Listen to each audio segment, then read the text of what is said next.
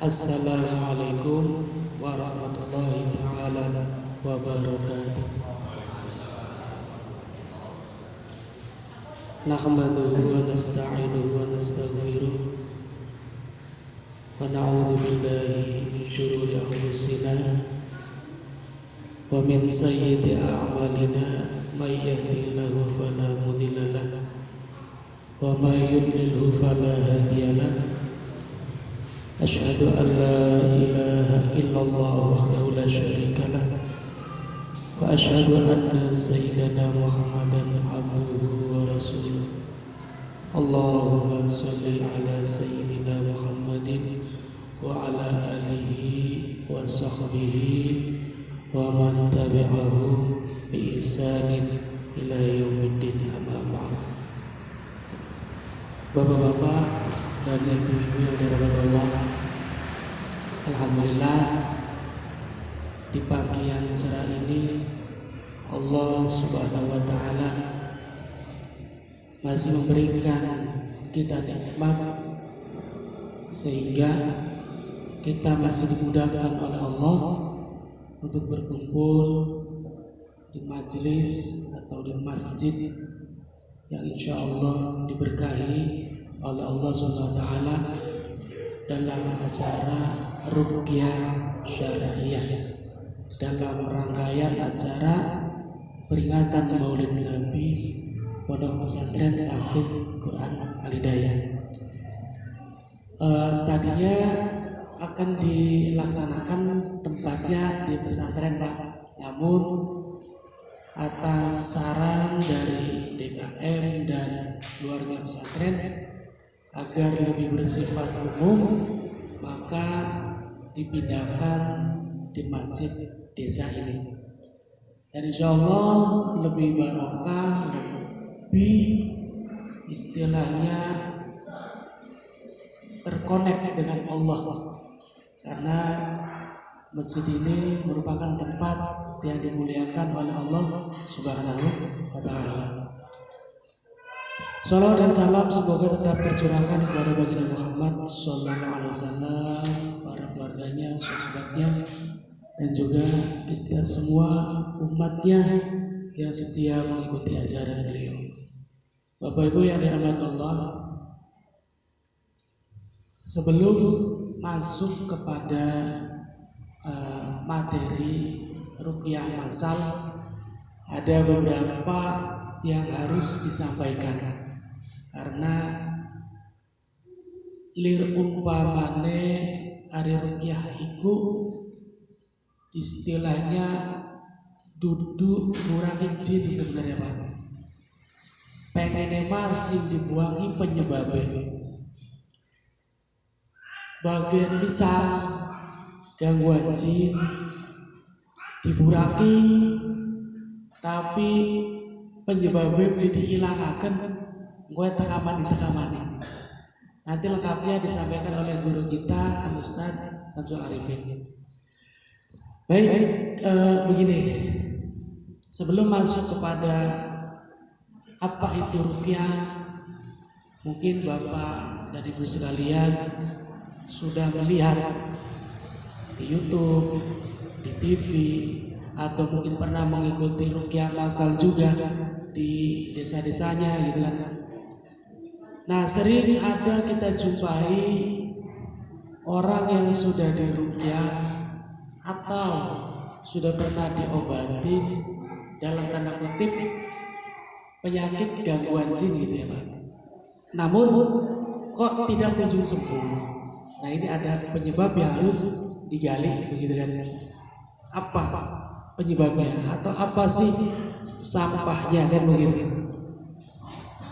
Namun sebelum masuk ke sana juga kita harus paham betul tentang bahwa bukanlah peruqyah yang menyembuhkan sakit apapun itu, bukan pula dokter, bukan pula mantri, bukan pula bidan. Semua kembali pada Allah Subhanahu wa taala. Ini yang harus kita pahami betul. Peruqyah mendoakan dengan cara yang diajarkan oleh Kanjeng Nabi agar supaya ikhtiarnya diridhoi oleh Allah Subhanahu wa taala. Bapak Ibu yang dirahmati Allah, sebagian dari kita mungkin pernah mengalami dalam hidup kula paling sekitar 15 menit atau 10 menit Pak, biar nanti fokus ke materi rukyahnya. Buka di mawon. Nih, balik lagi. Bapak, Ibu atau siapapun pasti dalam hidup pernah merasakan satu episode kehidupan saat itu tidak ada lagi orang yang diharapkan, entah kepepet utang, entah penyakit, entah apa, sing usaha macam-macam, sudah ikhtiar berbagai cara tapi mentok. Sudah ikhtiar berbagai cara mentok, pada akhirnya wislah ujare pangeran.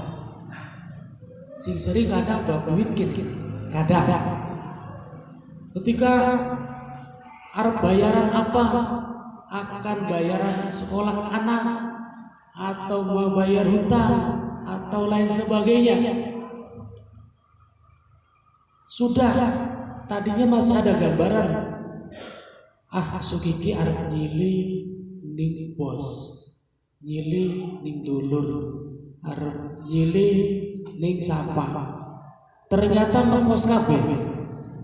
Sing biasane awean beli ngupai, bose beli ngupai, dulure mentok kabeh.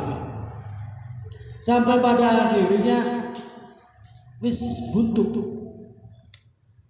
Wis lah pujare ngebrage bae, wis buntu kabeh, pujare Gusti Allah belah. Priwe akhirnya. Justru di saat seperti itu ternyata Allah Subhanahu wa taala memberikan atau menghadirkan pertolongannya. Ini pasti setiap orang pernah merasakan episode seperti itu. Kejadian-kejadian seperti itu. Atau kula duwe pasien kanker rahim. Ini jelas medis, bukan gangguan jin. Kanker rahim stadium 4 yang sudah dirawat di Australia. Namun tidak diberikan kesembuhan. Wis muter-muter sampai adolan-adolan dan sebagainya. Sampai terakhir padahal oleh dokter sudah divonis, Bu, ini sudah nggak mungkin disembuhkan. Walaupun ibu angkat rahimnya dibuang serahim-rahimnya kedik, iki beli bakal sembuh. Apa sebab?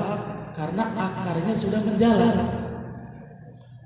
Yang namanya kanker kalau sudah stadium 4 sudah, kalau secara teori medis sudah nggak ada. Di kemoterapi pun malah merusak badan. Di kemo kankernya nggak mati, selnya nggak mati, ketahanan tubuh akan melemah. Yang timbul apa? Muntah, tidak mau makan, rambut rontok, kulit terbakar dan sebagainya. Itu kemo.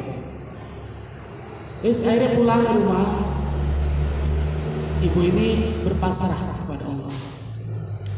Ya sudahlah, semua ikhtiar sudah dilakukan karena stok biayanya.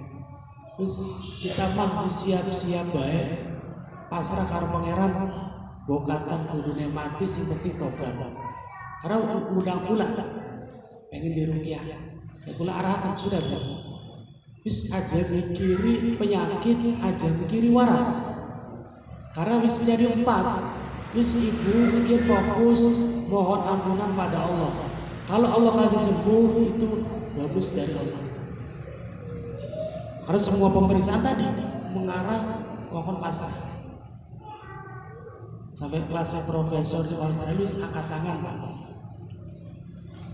Akhirnya ibu ini sambil kula ruqyah, terus akhirnya dia bertobat, mohon ampunan pada Allah. Sing difokusaken ki njaluk ampun karo Gusti Allah. Ya Allah, ampuni saya, ampuni saya. Fokus berarti ridhonya Gusti Allah. Wis bergantung, kalau memang engkau masih memberikan kesembuhan, alhamdulillah. Katanya begitu dalam doa. Diprediksi nih dokter 1 bulan umurnya. 1 bulan lewat sedina masih urip. Jadi ngabari kula, Pak Ustaz, kula masih urip. Terus lebih rodina, lebih seminggu, sampai lebih sebulan masih urip. Dan sampai akhirnya sampai 1 tahun masih hidup. Dan ternyata apa? Allah sembuhkan kanker ini. Saat itu apa yang terjadi? Bukan karena diruqyah oleh saya, bukan. Tapi karena saat itu dia sudah benar-benar tidak bergantung pada siapapun, hanya pada Gusti Allah.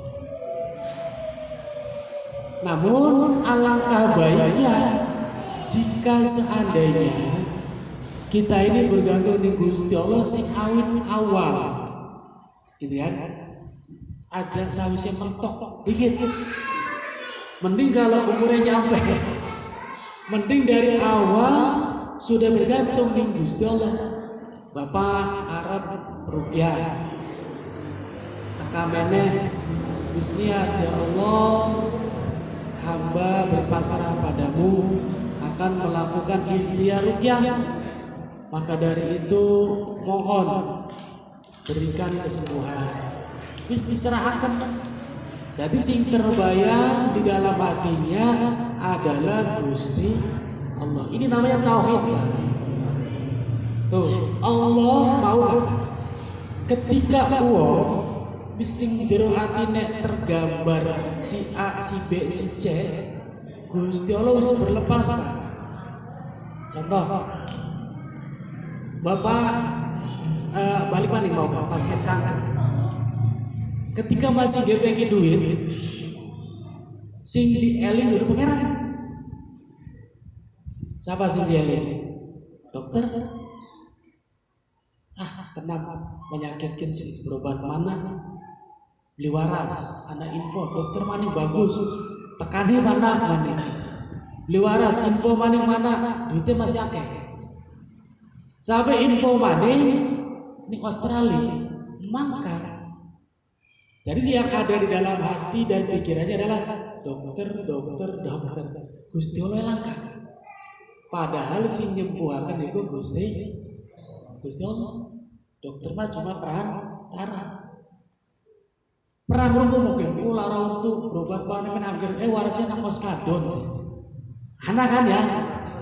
Warasnya nang parame. Nah ketika gini parame hatinya wis pasrah ya wis. Disuntik bisa apa wis dokter gigi beli hilang islah pasrah ini paramek malah waras. Itu bukan parameknya yang memberikan efek luar biasa, tapi di situ Allah hadir. Begitu Pak. Jadi jangan sampai kita dalam melakukan aktivitas terutama ikhtiar kesembuhan sing terbayang itu si A, si B, si C dulu. Sebenarnya masalah apapun. Loh, kayak tadi masalah hutang. Tenang bayaran sekolah anak tenang bayar hutang arep ngilining wae di parking ngepos. Padahal mau duitnya anak. Tapi kalau Allah menggerakkan hati orang yang akan kita tuju, misal kula badhe utang ning Pak Ustaz Samsul. Dari rumah sudah doa dulu, ya Allah ya Rob, kula ki arep metu ikhtiar nurutin pinjaman ning Pak Ustaz Samsul Arifin. Ya Allah, semoga Engkau menggerakkan hatinya, Engkau memberikan pertolonganmu kepada saya. Dahulu itu, maka qadarullah jarong kena dilala. Allah gerakan hatinya untuk memberikan pinjaman tersebut. Kalau ini meleset, kalau ganti dari yang lain. Itu harus dipahami betul. Sekali lagi, Allah akan berlepas diri dari memberikan pertolongannya ketika seseorang di dalam hatinya masih tergambar ketergantungan kepada selain Allah. Silakan ikhtiar kesembuhan, ke dokter, ke mantri, ke bidan, ke peruqyah, ke siapa, minta air ke kiai. Tapi sebelum berangkat berdoa, memohon pada Allah, serahkan hatinya karo Gusti Allah. Nah ini apa paling penting untuk dipahami. Karena apa? Ketika wong wis mengandalkan ilmune, ngandelaken bature, ngandelaken dulure, ngandelaken atasane, ngandelaken bose, atau ngandelaken siapa bae kanggo nyelesaikan masalahnya, Gusti Allah berlepas diri, dia bakal hadir ngupai pertolongan. Wis kok gak dari Gusti Allah urusan sirah, urusan dewek dengan orang-orang yang kamu yakini tadi, dengan makhluk-makhluk yang kamu yakini tadi. Padahal sifatnya wong iku berubah-ubah. Bos mungkin loman saat kuat, sukiki mute lagi desa terus tentu kebaik. Bos atau batur baik saat kuat, sukiki umben mute lagi desa jaga masalah turun tentu dulu. Maka Allah berlepas. Namun ketika kita ya Allah hanya Engkau, makanya bakal lagi doa ubah. Berdoalah seperti orang yang mau tenggelam di laut. Sakit pun begitu. Kalau mau kasih contoh nyata real, kanker stadium 4, apalagi cuma encok, apalagi cuma apa bagi orang kecil. Yang Gusti Allah udah diangkat bengi dari awan dari bengi kabeh Gusti Allah bisa. Apa mana cuma warasakan misalkan apa dan bagaimana penyakit kecil di hadapan Allah nggak ada yang besar, semuanya mudah. Maka ketika kita berdoa ini menanamkan begini nih Pak, butuh istilahnya pertolongan dari Allah yang memasukkan cahaya tauhid ke dalam hati untuk benar-benar yakin, termasuk dalam proses ruqyah nanti. Di antara doa nanti kan dalam proses ruqyah, di antara yang menghalangi doa itu sampai pada Allah, di antaranya yaitu masih ada gambaran makhluk di sini.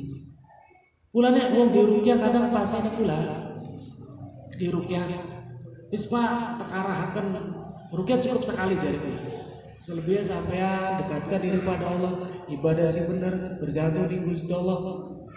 Durung bisa nata hati menggodon akhirnya tekaman jaluk di ruqyah sampai berkali-kali.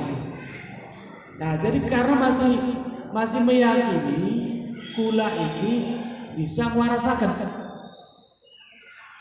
Tapi kalau ada keyakinan Allah lah yang menyembuhkan, beda rumusnya. Sudah, dia tidak akan terus-terusan berganti dari satu peruqyah ke peruqyah yang lain. Itu balik lagi. Tadi ketika orang masih ada gambaran makhluk di dalam hatinya, maka Allah akan berlepas diri. Dipahami betul konsepnya. Ini termasuk menjadi sampah di dalam hati. Di samping nanti sampah-sampah yang lain yang menghadirkan datangnya gangguan akan dibahas oleh beliau. Nah, ini mukadimah saja. Seperti itu ya. Jadi ketika akan ikhtiar, akan bekerja, akan berusaha, akan pergi kemana, dahului dengan tawakal. Jadi tawakalku ajak ikhtiar dikit. Terus ikhtiar beda itu terakhirnya pasrah. Lamun lagi ikhtiar langkah umur, gitu kan? Tapi kalau kita sudah tawakal, kita mulai dari Allah, ya Allah, saya akan berobat, gitu kan? Makanya kula tidak bangga, Pak. Jadi ketika ada pasien di kula, karena kula praktek medis juga, ada orang datang, aduh Pak, disuntik mana-mana gimana? Ini waras agar, waras suntik di bapak sampai kian kumat waktu ke. Ini aja GR bahasa ini bahasa yang menjerumuskan. Kita harus luruskan. Qadarullah dilala jare wong kene. Bapak berobat kula, Gusti Allah wis wayahe maringi kesembuhan. Jadi benar-benar di sini ini ditanamkan tidak ada tempat untuk meminta, tidak ada tempat untuk bergantung, tidak ada tempat untuk meminta kesembuhan atau sebagainya kecuali Gusti Allah. Itu harus benar-benar ditanamkan, gitu Pak. Nah, jika seandainya apabila sudah ditanamkan seperti itu, sudah bisa nih mengelola hati, ini apa? Wis pasrahaken kabeh karo pangeran. Wis istilahnya tauhidnya sudah benar-benar mantap dalam bab berserah diri. Yang kedua, harus paham dengan kehendaknya atau takdirnya Gusti Allah. Kita harus dipahami betul dengan kehendaknya atau takdirnya Gusti Allah, agar supaya ketika Gusti Allah Bapak wis menata hati kan, di samping ikhtiar hati pun harus ditata, semua diserahkan di Gusti Allah dan sebagainya, ternyata hasilnya tidak sesuai harapan. Ini kudu dibahas juga Pak. Karena akeh wong sing ujung-ujungnya nyalahkan Gusti Allah Pak. Tuh, nyalahkan Gusti Allah. Oraina berobat wis, dedonga wis, pasrah karo Gusti Allah sepasrah wis. Tapi kok mengkene bae, sakit di waras-waras, utang beli lunas-lunas, gitu kan? Nah ini terakhir pembahasan saking gula bahwa kita harus terima dengan kehendaknya Gusti Allah. Karena Gusti Allah itu ngabulaken doa dudu sesuai sing kita jaluk lan kita tentuaken waktu kudu dipahami iki. Sehingga wong putus asa kadang urip kehidupan pengen sesuai permintaan dan waktu yang ditentukan. Umum sapa bae wong ustadz kiai sekalipun gitu, kecuali orang-orang yang diberikan cahaya tauhid di dalam hatinya, tahu ilmunya gitu. Contoh begini, bapak nyawa bibitnya misi paling bagus ya, obat semprote, obat parine sing paling bagus, sing paling larang, wis semuanya yang terbaik diberikan untuk sawah itu, gitu kan? Bahkan diiringi dengan doa, tidak ada kesyirikan. Didoakan, ya Allah tiap malam tahajud, paringi bagus. Kita harus mendaftarkan anak kuliah. Ini terjadi Pak, waktu kula harus masih kuliah. Bapak kula tiap malam doa karena cageran ngajiakan kula kuliah kesehatan ya panen pun saat itu sekian belas juta untuk masuk gitu kan. Dan ternyata 1 minggu arep dipanen parine kelemahan kena kendut pari kena kendut payune kira apa bobor jadi wong kene wis beli payu yang diprediksi sekian ton, biasanya setiap panen memperoleh uang sekian, tidak sesuai yang diprediksi. Padahal doa kurang apa? Sholawat kurang sebira. Perawatan yang terbaik. Tapi Gusti Allah ngabulaken doane kula kudu dukuan. Doane waktune kula kudu dukuan. Karena yang kita minta A, Gusti Allah ngabulin B, iki kudu dipahami. Aja sampai kita pengen aku doa B, akhirnya sewot nih Gusti Allah. Di pangeran gitu. Orang ingat tahajud tanggal bengi, sembayang orang ingat. Kita tangga kita si mabuk kue lembawa ke, rabinya loro. Kita si doa mekanen baik. Iki kadang sampai nyalakan pangeran ketika terjadi hal-hal demikian. Gara-gara tidak paham konsep triwen Gusti Allah ngabulaken doa.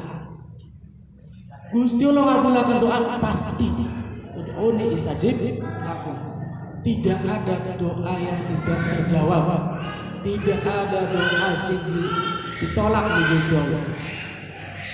Cuma pengabulannya maukah sesuai apa yang baik kanggo kita menurut Gusti. Maka jari kulama panen ke bagus yang kanggo belajar itu.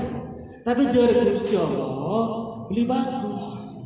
Bisa jadi lamun sampean kuliah tahun kian, sampean bisa melu kesempatan berangkat ke luar negeri. Itu hikmah gimana? Begitu pula lulus dari kuliah kesehatan, langsung ada program kerjasama pihak kampus dengan Departemen Kesehatan Arab Saudi. Yang kerjasama itu baru ditandatangani pas tahun kula lulus. Coba kalau kula ya masuknya setahun lebih awal, kerjasama itu belum terjadi. Jadi kula bakal mungkin bisa berangkat ke Arab Saudi, bisa umroh, bisa haji, bisa ziarah makam Kanjeng Nabi, bisa kenal nikana, tidak akan mungkin. Tapi karena Gusti Allah undur 1 tahun melalui panen yang gagal. Daftarnya tahun mana kuliah ya? Begitu kula lulus, udah ada MOU, langsung tes ijazah dulu bentuk pangkat. Kula bisa bantu wong tua, bisa muliahaken adi, bisa tukun tanah, dan bisa sebagainya. Allah sudah siapkan yang terbaik. Tuh, bukti bahwa Allah mengabulkan doa bukan menurut terbaik menurut kita, tapi terbaik menurut Gusti Allah yang berubah. Bapak jaluk ya Allah warasaken penyakit ki wis oleh 3 bulan. Tekan kene ternyata balik masih durung waras, durung sembuh. Aja sewa. Bisa ado-ado sing terisi, sing haur gelis, sing endi kono. Si pedati kidul ya dewa. Sudah jauh-jauh dari saat nonggoni suwe diceramai dikit. Angger bae beli waras. Jangan. Allah berarti belum menghendaki jawabannya sekarang. Sing gawe putus asa sewat mau beli ikhlas ning takdir ketentuannya Gusti Allah. 1. Yang kedua tadi Allah mengabulkan doa itu waktunya sesuai Allah juga. Tuh. Jari kita sih sukiki kudu anak. Ya Allah, sukiki embel tahun Arab pokoknya kita kudu berhasil kian. Karena dua rencana kian. Pengen menusa. Dan terbaiknya cara siapa? Cara kita menusa. Seakan-akan menusa ini tahu masa depan, padahal sok Bapak Ibu ngapunten. Apakah tahu sejam yang akan datang apa yang akan terjadi? Gak ada manusia yang tahu apa yang terjadi. Jangankan tahun depan, bulan depan, sejak taskin diurut. Apakah Bapak metu singkene ning dalan nemu bit sekoper diurut? Ya kan? Apakah balik singkene metu oleh apa diurut? Tidak ada yang tahu. Barang anu ada orang dengan doanya mengatakan begini, ya Allah, pokoknya bulan Arab, tahun Arab kudu kene. Karena pasti kudu kene. Ini otaknya mesti terbaik lah orang Ketika beli terjadi, apa yang ada di dalam otaknya? Apa yang terjadi? Putus asa. Setruk bisa, sewot bisa, bagi pangeran malah. Kegila-gila apa ya pangeran? Reang tahajud dia bengi, reang jaluk dia bengi. Lah begitu. Tapi kalau kita, ya Allah, bulan depan hamba atau saya pengen A, B, C, gitu ya. Maka dari itu, kalau memang itu terbaik menurut Engkau, ya Allah, mudahkan. Tapi kalau memang itu menurut Engkau adalah bukan yang terbaik, berikan hati ini kelapangan untuk menerimanya. Enak Pak. Terjadi ya alhamdulillah sesuai doanya, beli terjadi pun sesuai doanya. Ya kan? Yang doa deh bakal terjadi alhamdulillah ya Allah, beli terjadi pun kehendaki Engkau berikan hamba ikhlasan. Doa kan? Berarti terjadi sesuai doanya, beli terjadi juga sesuai doanya. Ini konsep kehidupan para wali konon lah. La khaufun alaihim wa lahum yahzanun. Pulane para wali pula pusing uripe. Karena tugasnya usaha, tugasnya ikhtiar sebagai manusia. Selebihnya pujare Gusti Allah. Salah juga pujare Gusti Allah meneman bae. Pujare Gusti Allah takdire panen masawa panen sing ini kan. Si jare Gusti Allah panen sing. Ya bisa bae hari bapak ya bisa jare Gusti Allah ente derajatnya ke wali. Wis menengah bae nomba gak panen ora usah dioyo, ora usah digembuk wis delengaken bae panen. Lah mun Gusti Allah dipae mengono karena GR. Sombong ya. Lamun sawarya. Cuma karena masih kelas kita-kitaan, wis usaha yang terbaik. Lamun kerja ya kudu kerja totalitas. Gitu. Karena ada satu pembahasan juga bahwa ini takdir itu ada mubrom, ada ghair mubrom. Ghair mubrom itu artinya masih bisa berubah dengan ikhtiar. Namanya mu'allaq ya, mu'allaq digantungkan dengan ikhtiar. Allah mencatat takdir tapi masih digantungkan dengan ikhtiar. Gitu. Nah, buktinya, contohnya Allah kendaki bapak ngurusi sawah, diurusi sebaik-baiknya dan ternyata hasilnya bagus. Itu kehendak Allah juga, cuma disambungkan dengan ikhtiarnya bapak. Namun bapaknya beli ngurusi sawah, padahal Allah sudah catat di sana. Ya akhirnya tidak panennya bagus. Itu dalam menjalani kehidupan. Paling sering dari uang putus asa itu pertama sakit yang tak kunjung sembuh. Itu menguras energi, menguras emosional, menguras batin. Jadi kula-kulaan perukian ini Pak sering ketemu dengan kasus-kasus sakit yang tak kunjung sembuh. Rata-rata putus asa. Yang kedua, masalah ekonomi yang tak kunjung membaik. Kadang fakru ayakuna kufran. Kefakiran mengarahkan orang pada kekufuran. Oh, saat ketemu-temu akhirnya gelap mata. Tuh, beli nyupang di Gunung Serandil, nyupang bang gitu kan. Nah ini akhirnya gelap mata, akhirnya melakukan riba. Terjadi riba setahun 2 tahun berjalan 10 tahun, si dibayari pokoknya apa bunga ambruk. Nah ini maka kesimpulan saking pula dalam waktu yang singkat ini kembalikan semua pada Allah. Dalam bekerja, dalam berikhtiar sehat, dalam menjalani kehidupan, jangan jauh-jauh dari Gusti Allah. Namun tidak cukup dengan kepasaran tadi. Kerjakan perintah Allah, jauhi larangannya Gusti Allah. Karena ruqyah paling ampuh adalah menjalankan perintah Allah menjauhi larangannya Gusti Allah. Itu rukyah paling aman. Walaupun dirukyah 100 kali, tapi li gelem jalanaken perintahnya, ngadoi larangannya, niscaya tidak akan hadir pertolongan dari Gusti Allah. Niku Pak. Itu saja mukadimah tentang tauhid ini yang dapat saya sampaikan. Materi kedua yaitu tentang rukyah. Apa itu rukyah? Apa itu penyebab gangguan jin?